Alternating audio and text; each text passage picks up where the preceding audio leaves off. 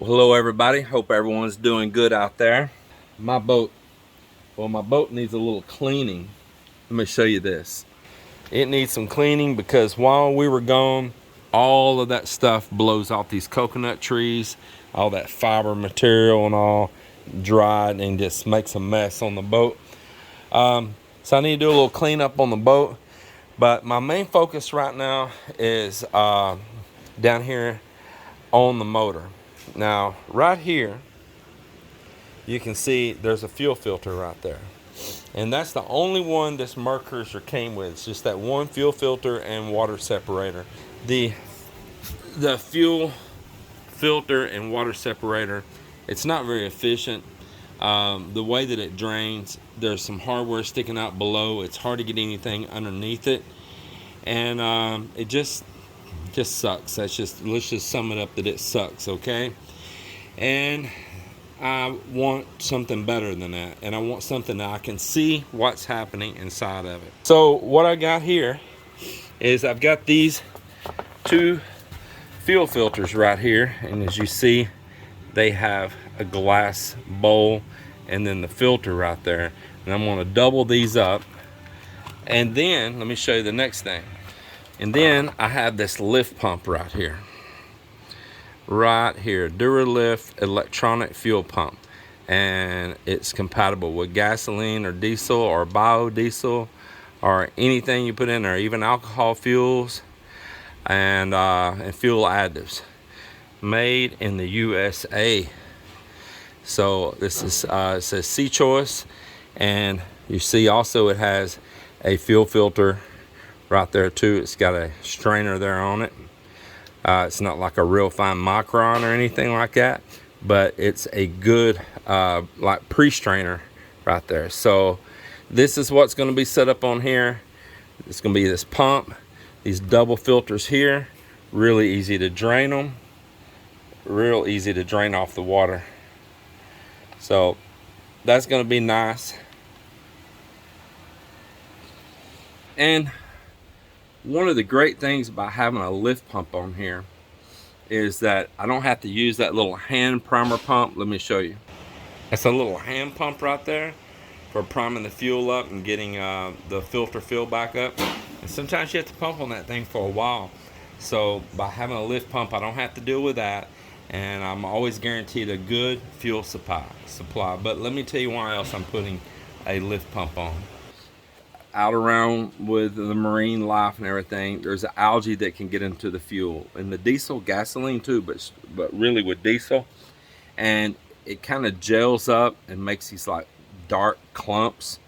And it's well known that it happens, and a lot of people have to get their tanks flushed and even have to put access doors on top of their tank, and because the tank might be baffled and you can only get like to one section where the fuel sending unit is. Fuel sending unit means that's where the little float is for the fuel gauge. You might have an access door there when you remove the fuel sending unit, but if the tank's baffled, meaning it's broke into sections so the fuel can't slosh back and forth, making a lot of shifting with weight of the fuel, baffles stop that, because then it's only got a small compartment on each one to move the fuel. You may have to cut additional access doors on the top of your tank, and then make another plate that's oversized, put over that with a seal and all. And you definitely want to do a really good job, because no one wants fuel leaking inside of a boat. That's a catastrophe. So especially with gasoline, excuse the noise, he's out there knocking down that old building. So the point is that I can circulate this fuel. So even when the boat's not in the water, like it's sitting up on the hard right now on the trailer, I can turn on that pump and circulate that fuel and clean the fuel. There is actually services offered at marinas where a lot of boats are at, sailboats and other boats coming in, that they offer a service to circulate and pump the fuel around through filters to condition that fuel, treat it, and to remove any of that sludge or anything in there.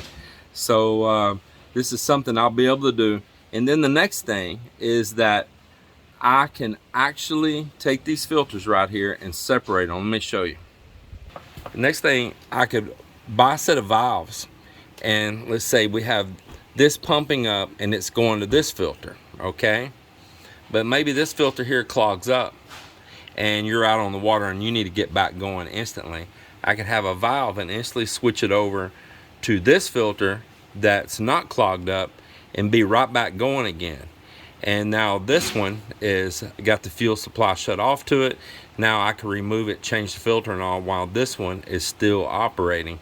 Then vice versa. Then if this one here later plugged up, you already have a fresh one sitting here ready to go and you're right back going again. And it's got a lot of ins and outs on here, so it's pretty easy to set all of that up, as you see right here. And these come with some of the fittings here that you might need just for putting hoses on. It comes with the tape, comes with everything like that. So that's pretty cool. I need to source a really good marine grade valve that's a two-way valve that it'll have an off and it'll have an on to one side and it'll have an on to the other side. You have an in and two outs. So I need to source that. So for right now, I'll probably go ahead and hook up just one of these filters and have it in place, and then as I get that valve, I will plumb it up to operate both of them. So meanwhile, I'm gonna go ahead and get the bracket set up for both of them. So I've got a little bit of material right here. I don't know what I'm going to use yet. I'm just looking what I have. I have these galvanized brackets here. I've got some of these galvanized flat metal plates. I'm just going to look at what I have here that I can maybe go ahead and paint. Even though it's galvanized, I go ahead and put additional coating over it, and hopefully I have some stuff here that'll be able to work for mounting these here on the front of the motor. And that's the next thing. I want to mount them right there at the front of where it has that timing belt.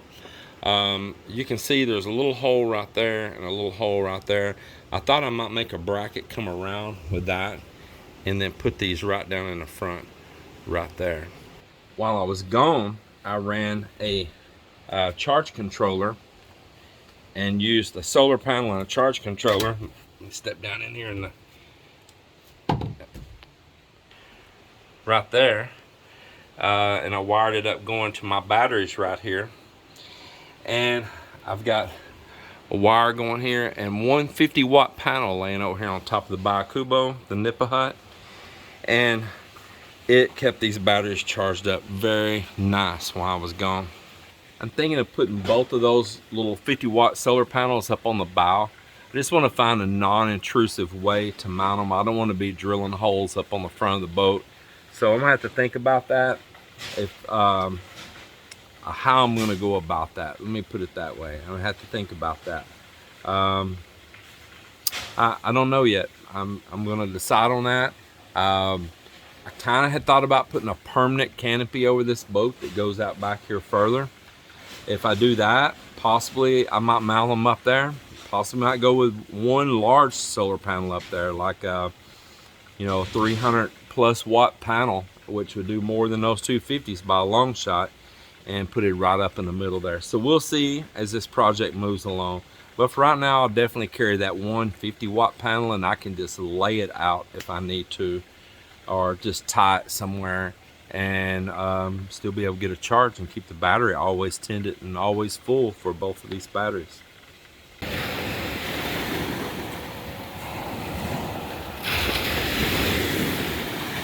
It is our anniversary morning. We started out very early together. Actually, we walked right down near to the place where we met each other in the very beginning of this relationship, and just sat on a log there that washed up on the beach, and we're watching the sky turn from the blackness of night to the morning sunrise coming in.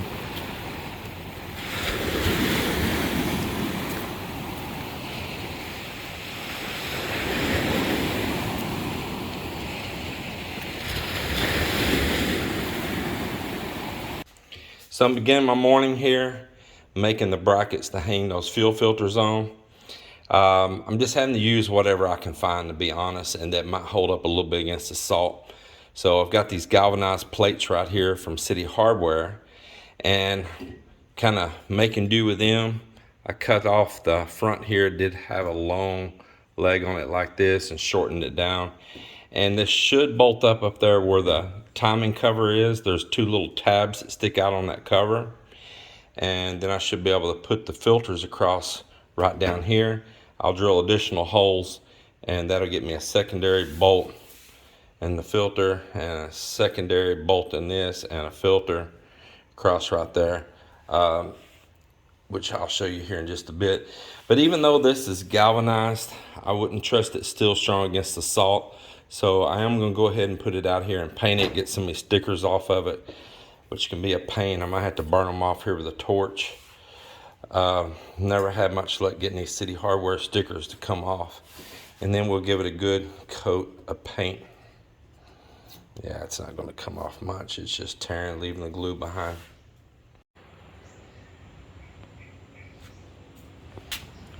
Got a banana bloom right there we cut off, and you can peel all this back and cook this up into some really good dishes, man. That is delicious. In fact, you can even make a gorilla burger with that. Well, I've got the bracket here cleaned up, got stickers off of it, and I'm gonna go ahead and put some of this hammered Rust-Oleum on it. I sent this from the US. I hadn't found any of these kind of products available here, but I had sent this from the US last year, and I wanted to have some of that stuff for this very project, so doing things like this.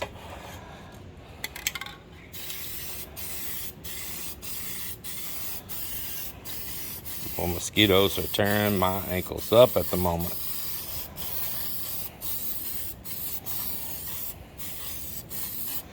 This is mostly for protecting it from salt. Not so much about aesthetics. Well, a little bit of aesthetics. You don't want a bunch of mix match looking stuff down on your motor, but give it definitely some additional salt protection against corrosion.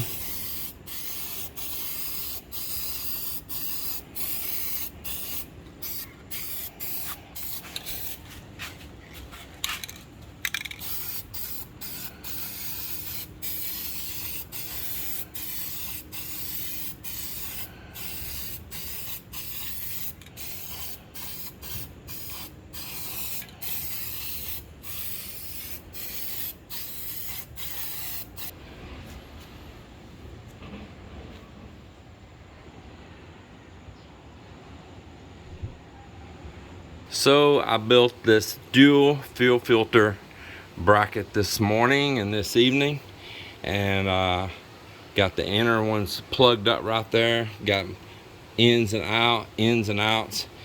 Got this thing all ready to go and to put on the boat right here. And where I'm going to put it is right here on this timing cover. Let me show you here. I'm hoping that I can put it right there just like that and bolt it on. Yep, that looks great. Looks like the holes are going to line up, and that'll put it right here on the front of the motor where I can see the glass bowls on it, see if they got moisture in them, be able to drain it off really easy. I really like the way these have these drain tubes on here. That is just superior to what's the factory thing here on the boat.